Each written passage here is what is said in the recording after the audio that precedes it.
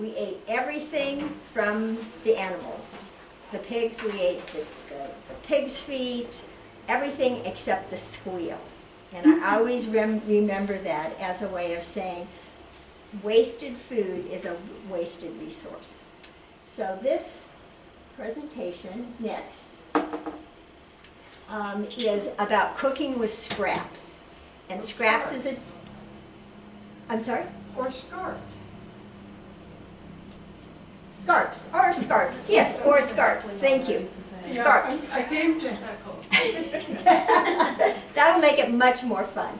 The whole idea is what is it? One, what are scarps? It's not eating garbage. And so when people say, oh, I'm going to eat the scraps of everything, we're not talking about garbage. The other thing it is not is next. See, I said I was good at pushing the button, and now I'm not. Oh.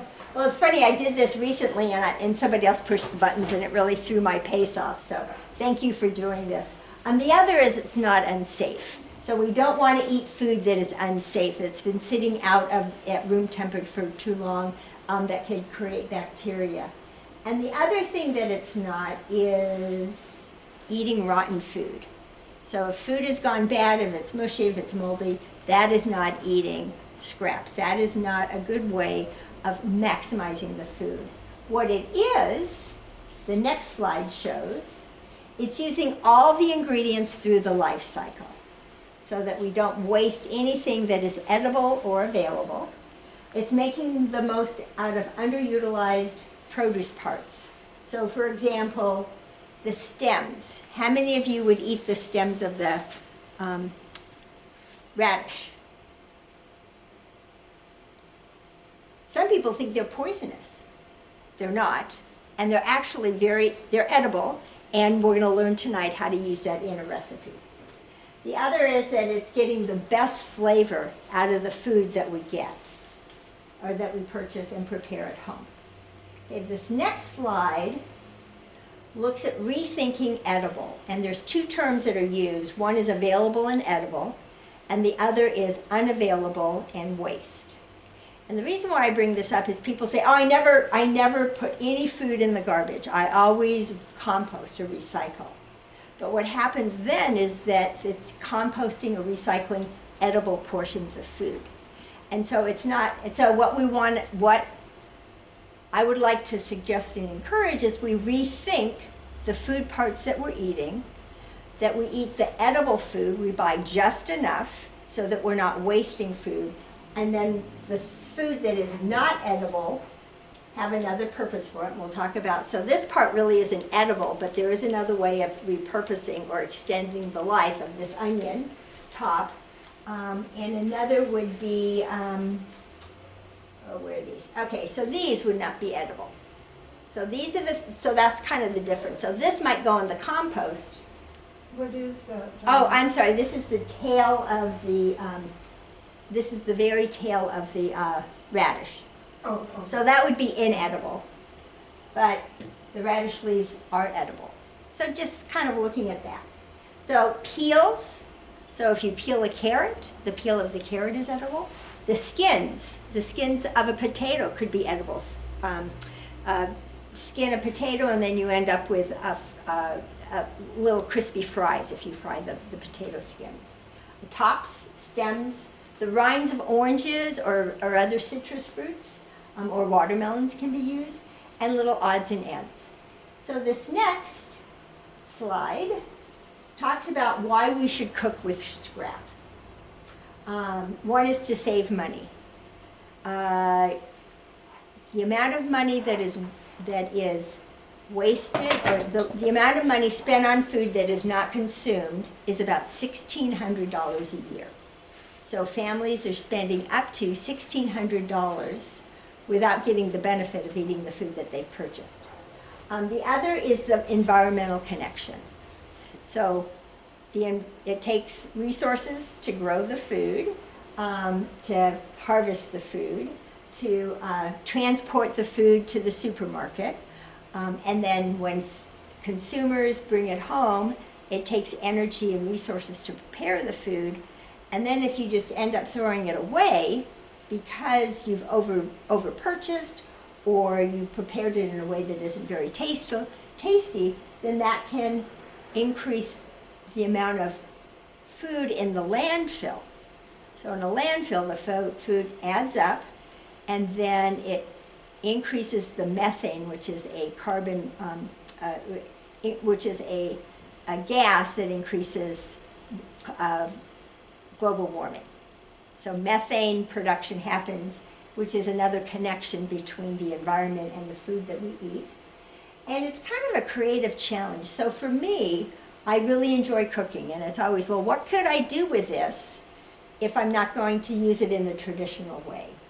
And so that's hence the radish soup. There's other things that we'll talk about as we go along as far as that creative challenge. What can I do with this food that'll still be nutritious, still healthy and safe to eat, and Sorry. oh, that's okay, and help us to reduce food waste and save money.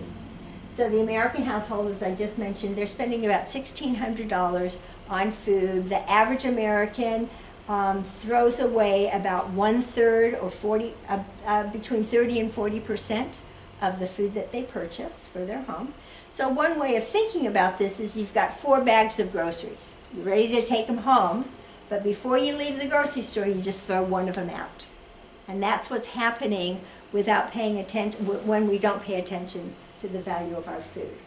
Now this next slide, this is actually from the movie, from the show Wasted. It's from the FAO, and it talks about how food loss and waste can occur, which is again a little bit different. So the next slide, and I'll send the link out to everyone following the presentation, so you know how to access waste in the other. So there's kind of a difference between food loss and food waste. Food loss is that is uneaten and is lost in the process. So if there's lost in transportation, and it becomes unfit for human consumption. And then there's wasted food, and this is what the U.S. Environmental Protection Agency is trying to elevate awareness, so that discarded food, which is still okay to eat for humans, that we can prevent it from spoiling by doing some simple changes in our purchasing and our preparation of food. Now this next slide talks about this difference between the surplus, so we have extra food from the production, and then there's food that we waste in the home. So just out of curiosity, how much food in the U.S. goes uneaten or unsold? How much do you think? 100%? No, that wouldn't work. How much food, what percentage do you think goes unsold? 30%. About 30%, okay? 35 to 40. So we have a lot of food that is available, we're not consuming it.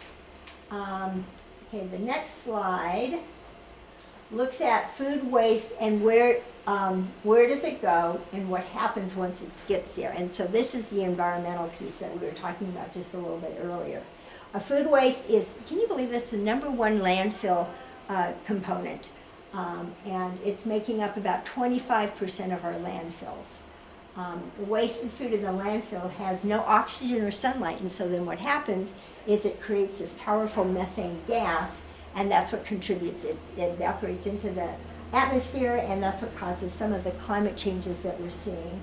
And then the resources used to produce the food, to transport the food, the workers that grow and harvest the food and prepare the food at home, those all go to be wasted. So these are some icons or some ways of looking at what happens to food when it's wasted.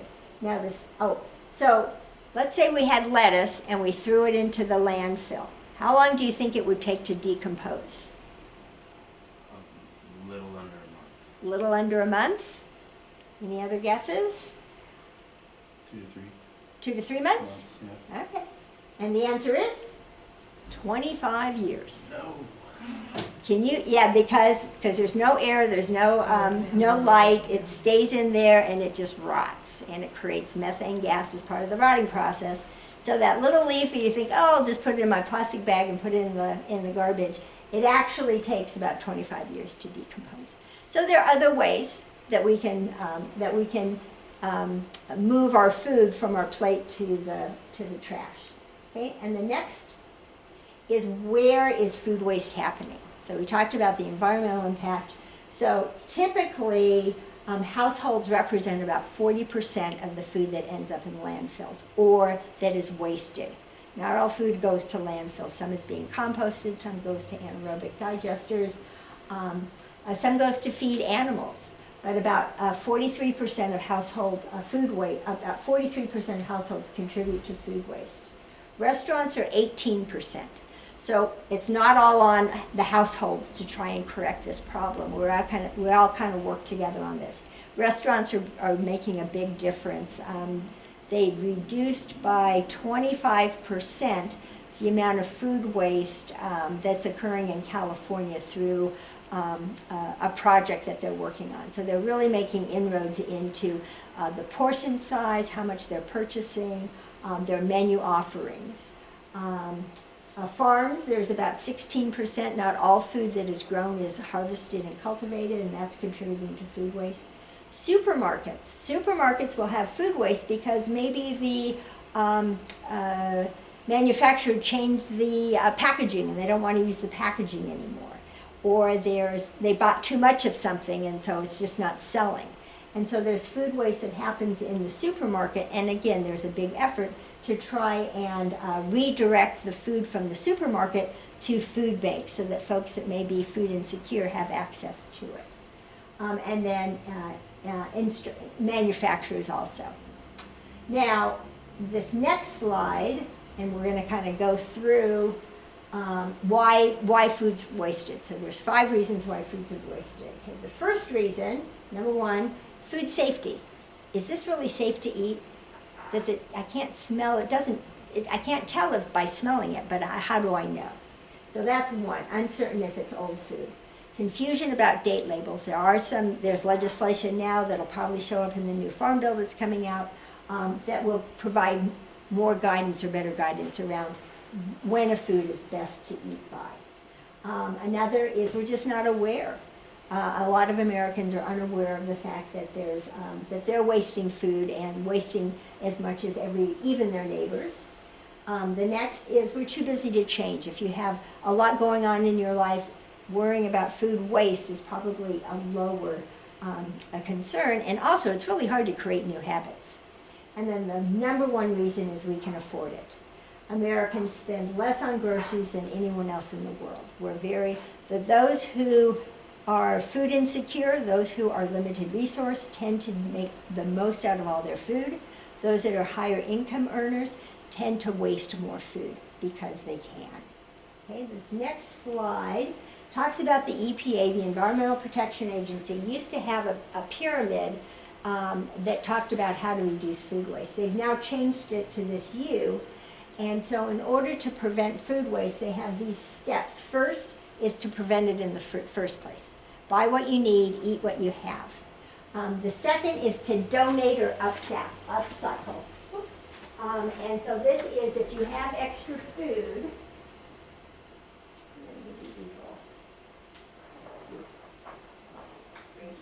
So if you have extra food, donate it or upcycle it. There you go. These are good little reminders. This is a sticker. Then feed the animals is the next most productive way of using food that's too much. Composting. You'll notice composting is pretty far down there. So what you want to do is make sure that you're eating the edible food and then composting the unedible food. Anaerobic digesters, this is really cool. You can actually, in Copenhagen, they have an anaerobic digester. So all the food waste in those northern European countries go to this one plant. It's called Copenhill. And they collect all this energy, and it's a great big hill. And then as a pastime, there's grass, and people can ski down the side of Copenhill. So underneath, they've got this anaerobic digester that's creating energy from the food waste, and it's also a place that you can go and have recreation. It's very cool. So it can be a very creative solution.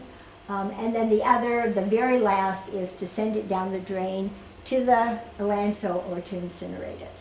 And so there's no energy recovery. So the anaerobic digester allows us to get energy from it. Composting allows us to put it back on our soil. Feeding the animals is a way of moving that to another use, and then donating it.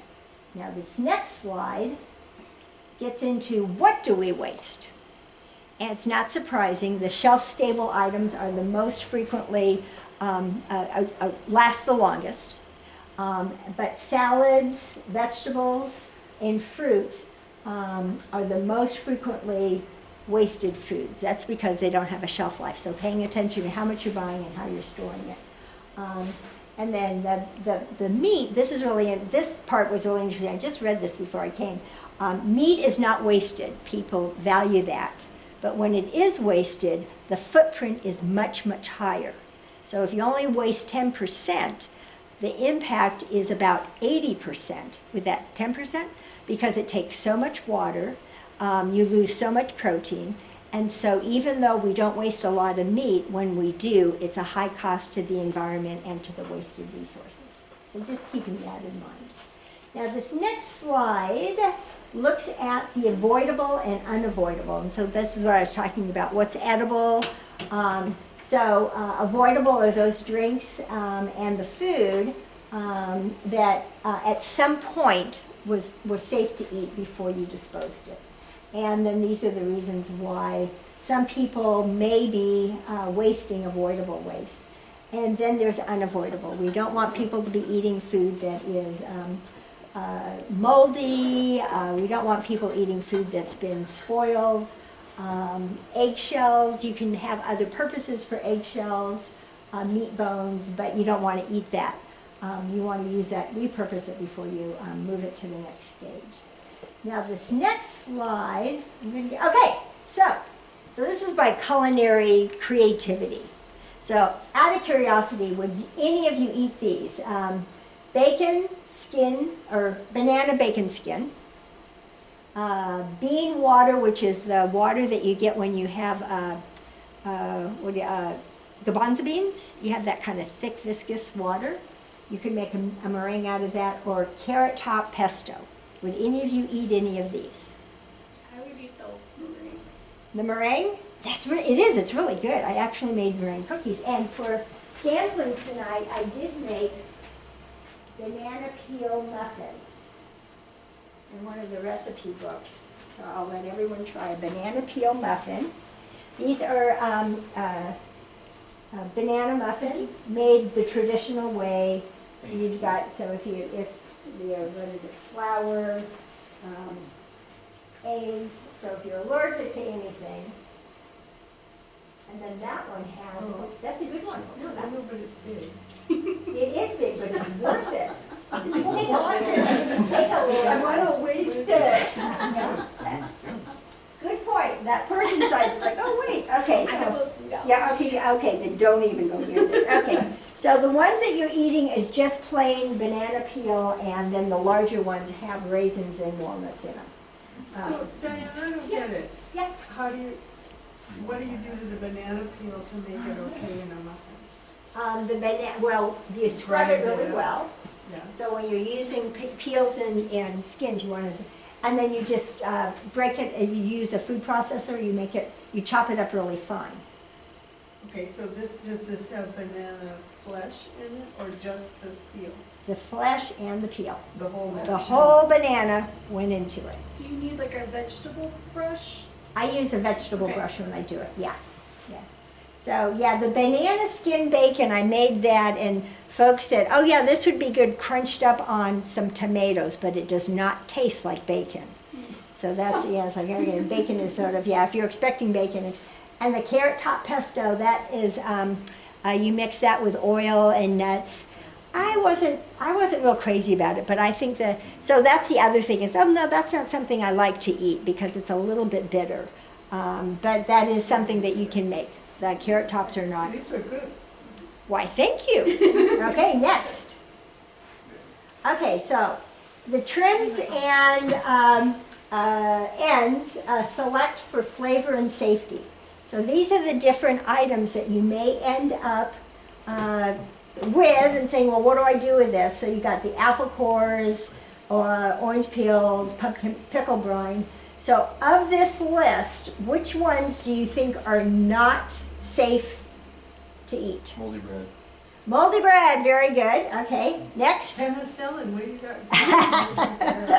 Green Green potato. potato. Green peel. potatoes, so that has a, yep, that has a toxin in it. And one more. Cheese bread. Rhubarb leaves. Yes, rhubarb leaves. So the next slide will point out that those are the 3 items. Very good. All those other items are okay to eat. And they're a different way. Oh yeah, not the leaves. The rhubarb stalk is okay, but not the leaves. Oh, okay. Yeah. I was like so confused. Yeah, it's like, wait a second, I love rhubarb. Okay, so anyway, so So these sorry. other items are safe to eat. Other items are safe to eat, and there's different ways of using them. Now this next slide, we'll go through the cores in the pit, so we'll go through each one of these. The apple core, some of the things that you can do with apple core is you can make apple butter, apple juice. You can make a vinegar or applesauce. So you can take the core. You don't necessarily want to eat the seeds because they can be poisonous if you eat too many of them. So eating the seeds is not recommended, but the core part is perfectly fine. Now the avocado pits, there's actually a liqueur that you can make